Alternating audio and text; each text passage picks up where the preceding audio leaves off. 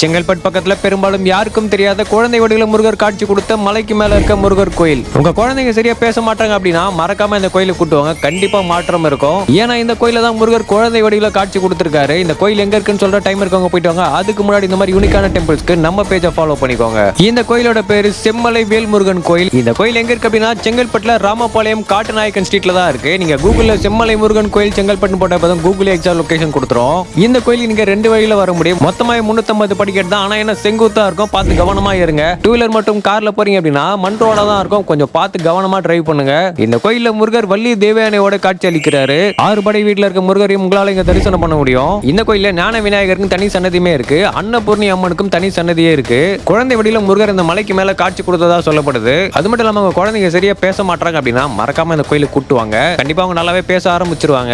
எனக்கு பர்சனலா ஒரு ஆசை இருக்கு, எல்லா ஊர்லயுமே முருகரோட சிலை வச்சிட்டு இருக்காங்க. நம்ம செம்மலை முருகர் கோயிலுமே முருகர் சிலை வச்சா எப்படி இருக்கும் நீங்க கமெண்ட்ஸ்ல சொல்லுங்க.